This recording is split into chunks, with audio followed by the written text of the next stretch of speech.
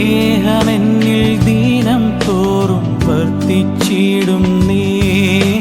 സ്വർഗഭവനം ഒരുക്കിയതിൽ വേഗമെന്നെ ചേർപ്പാൻ എൻ്റെ പ്രിയൻ വന്നിടും.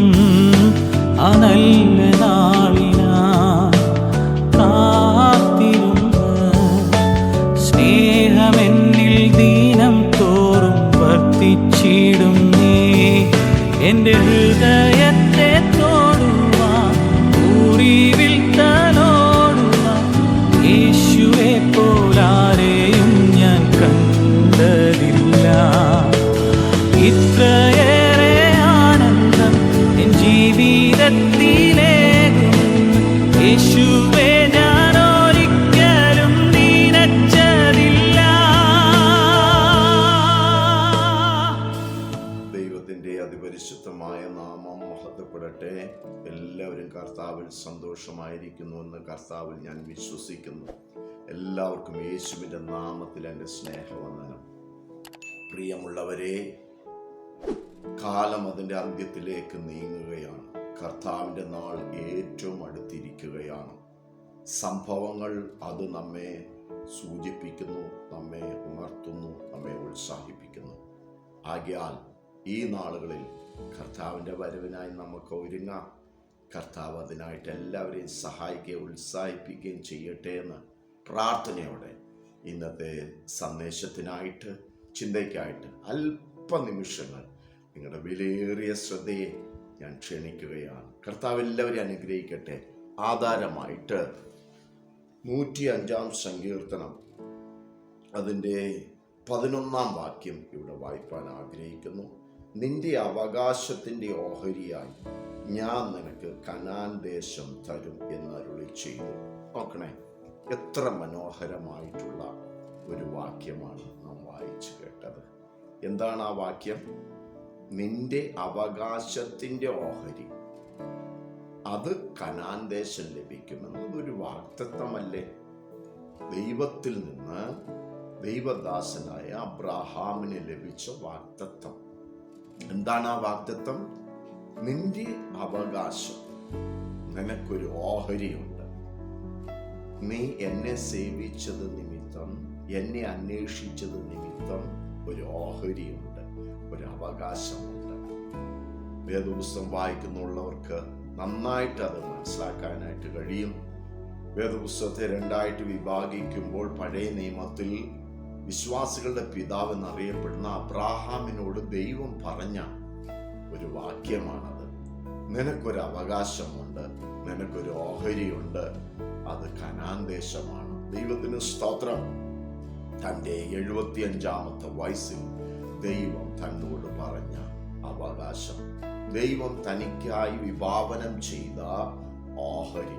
നിങ്ങൾ ശ്രദ്ധിക്കണം പ്രിയരെ, ഭൂമിയിൽ ജനിക്കുന്ന സകല മനുഷ്യർക്കും, സകല ജാതികൾക്കും, സകല കുടുംബങ്ങൾക്കും ഒരു അവകാശമുണ്ട്, ഒരു ഓഹരിയുണ്ട്. ഒരു ഭവനത്തിൽ 10 മക്കളുണ്ടെങ്കിൽ 10 മക്കൾ ആ ഭവനത്തിലെ മാതാപിതാക്കൾക്ക് ജനിക്കുന്നുവെങ്കിൽ, ചെറിയവനാകട്ടെ വലിയവനാകട്ടെ, അവന് ആ ഭവനത്തിൽ ഒരു ഓഹരിയുണ്ട്, ഒരു അവകാശമുണ്ട്. ദൈവത്തിന് സ്തോത്രം. ഇതുപോലെ ഭൂമിയിൽ ജനിക്കുന്ന സകല ജാതികൾക്കും ഈ ഭൂമിയിൽ ഒരു അവകാശമുണ്ട്, ഒരു ഓഹരിയുണ്ട്. ദൈവത്തിന്റെ വചനം അത് അങ്ങനെ തന്നെ അനുശാസിക്കുന്നത്. ഭൂമിയിൽ മനുഷ്യരുടെ പാർപ്പിനായി ഭൂമിയെ നിർമ്മിച്ചു. ഭൂമി നിർമ്മിച്ചതിൻ്റെ ദൈവത്തിന്റെ ഉദ്ദേശം തന്നെ മനുഷ്യന്റെ പാർപ്പിനാണ്. അങ്ങനെയെങ്കിൽ ഈ ഭൂമിയിൽ ജനിച്ച് ജീവിച്ച് മരിക്കുന്ന ഏതൊരു മനുഷ്യനും ഈ ഭൂമിയിൽ ഒരു ഓഹരിയുണ്ട്, ഒരു അവകാശമുണ്ട്. ഇവിടെ വിശ്വാസികളുടെ പിതാവായ അബ്രഹാമിന് ദൈവം കൊടുത്ത ഓഹരി എന്ന് പറയുന്നത്, അവകാശം എന്ന് പറയുന്നത് കനാൻ ദേശമാണ്. വേദപുസ്തകം പഠിക്കുന്നവർക്കറിയാം, അബ്രഹാമിന്റെ മകൻ ഇസഹാക്ക്, ഇസാക്കിന്റെ മകൻ യാക്കോബ്, അവന്റെ മകൻ യോസേഫ്, അവരുടെ കൊച്ചുമക്കൾ മോശ, അദ്ദേഹത്തിന്റെ നേതൃത്വം യോശുവയുടെ നേതൃത്വത്തിൽ ഇസ്രായേൽ ജനം ഈ അവകാശം കരസ്ഥമാക്കുകയാണ്. ഈ കരസ്ഥമാക്കുകയാണ്. ദൈവത്തിന് സ്തോത്രം. ഇന്ന് നാം കേൾക്കുന്ന ഇസ്രായേൽ എന്ന് പറയുന്ന ആ കൊച്ചു രാജ്യം അങ്ങനെ ഭൂമധ്യ രേഖയുടെ അടുത്ത് ആ കാലഘട്ടത്തിൽ അറിയപ്പെട്ട കനാൻ ദേശം, ഇന്ന് അറിയപ്പെടുന്ന പലസ്തീന ദേശങ്ങളുടെ ഭാഗമായ ദേശം ഇസ്രായേൽ അവകാശമാക്കി. ദൈവത്തിന് സ്തോത്രം. ഇസ്രായേൽ ജനം യോശുവയുടെ നേതൃത്വത്തിൽ നീണ്ട യുദ്ധങ്ങൾ നടത്തി. ഏകദേശം 30-ലധികം രാജാക്കന്മാരോടും ആ ജാതീയ സമൂഹത്തോടും പോരാടി യുദ്ധം ചെയ്ത് അവരവരുടെ അവകാശം പ്രാപിച്ചു, അവരവരുടെ ഓഹരി പ്രാപിച്ചു. അങ്ങനെ അബ്രാഹാമിന്റെ സന്തതിപരങ്ങളായ ഇസ്രായേൽ ജനം ആ ഓഹരി പ്രാപിച്ചു. ആ ഇസ്രായേൽ ജനത്തിൽ നിന്ന് കർത്താവായ യേശുക്രിസ്തു ഭൂജാതനായി. ദൈവത്തിന് സ്തോത്രം. 2025 ആണ്ട് കടന്നു പോകുന്ന ഈ കാലയളവിൽ ആമേൻ, ഏകദേശം ക്രിസ്മസ് അതുപോലെയുള്ള ന്യൂ ഇയർ അതുപോലെയുള്ള സമയങ്ങളിൽ ആമേൻ, ഇന്നും ആ ഓഹരിയിൽ ആ അവകാശത്തിൽ യുദ്ധം നടന്നുകൊണ്ടിരിക്കുകയാണ് ഇസ്രായേൽ ജനവും ജാതികളും. ദൈവത്തിന് സ്തോത്രം. എന്നെ കേൾക്കുന്ന പ്രിയരെ, ഇസ്രായേൽ ജനം അവകാശം പ്രാപിച്ചു. അബ്രാഹാമ്യ സന്തതികൾ ആ അവകാശം പ്രാപിച്ചു.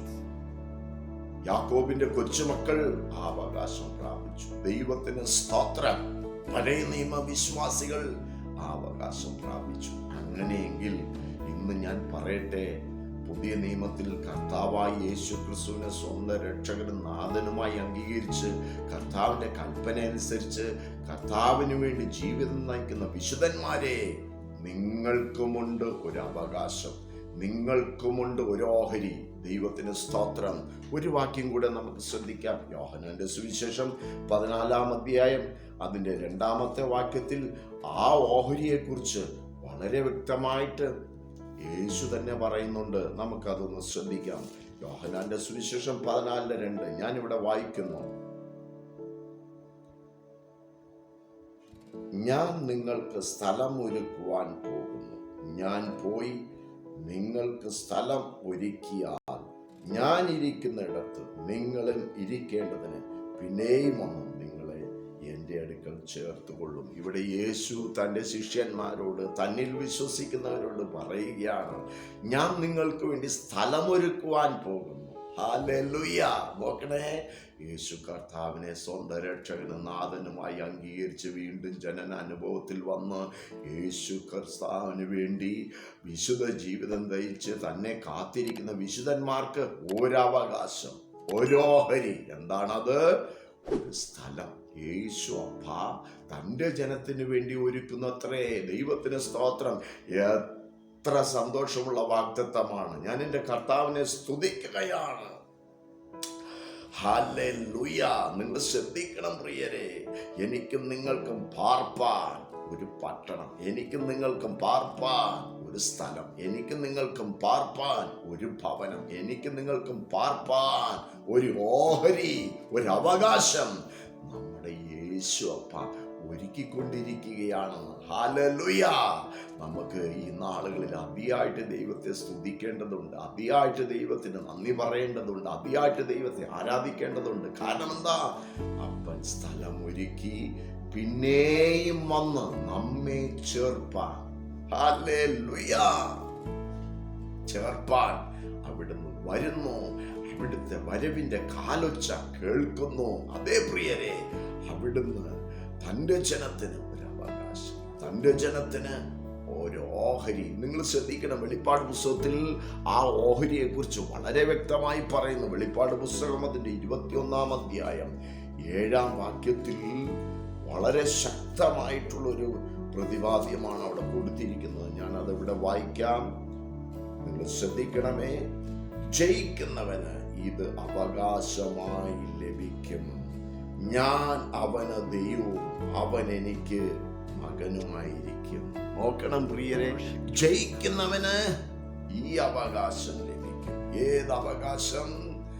ഓഹരിയായി ദൈവം ഒരുക്കിയിരിക്കുന്ന ഭവനം, ദൈവം ഒരുക്കിയിരിക്കുന്ന നിത്യഭവനം, ദൈവം ഒരുക്കിയിരിക്കുന്ന വാസസ്ഥലം, ആ നിത്യവാസസ്ഥലം, ആ പുതിയ യെരൂശലേമിൽ എനിക്കും നിങ്ങൾക്കും പാർപ്പാൻ ഒരു പട്ടണം, എനിക്കും നിങ്ങൾക്കും പാർപ്പാൻ ഒരു ഭവനം. യേശു പറയുന്നുണ്ടോ, ജയിക്കുന്നവന് ഇത് അവകാശമായി ലഭിക്കുമത്രേ. ഹല്ലേലൂയ.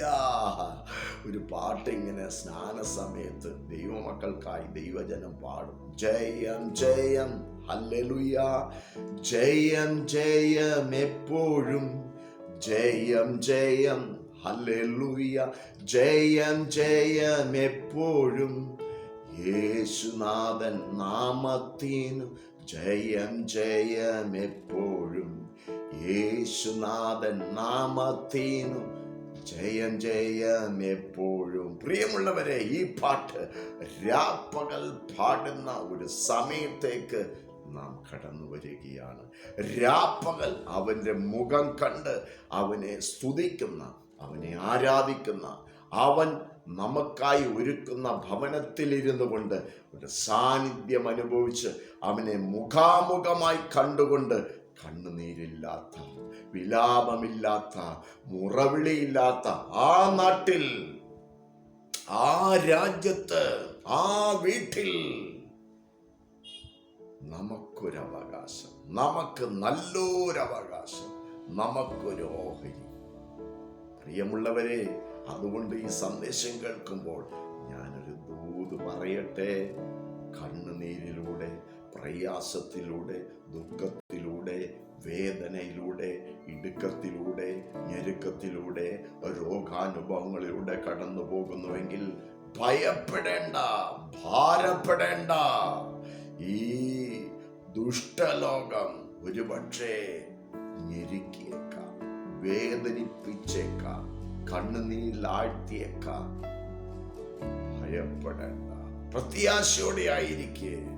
നമുക്കൊരു ഓഹരി, നമുക്കൊരു അവകാശം, നമുക്കൊരു ഭവനം നമ്മുടെ യേശു അപ്പ ഒരുക്കിക്കൊണ്ടിരിക്കുകയാണ്.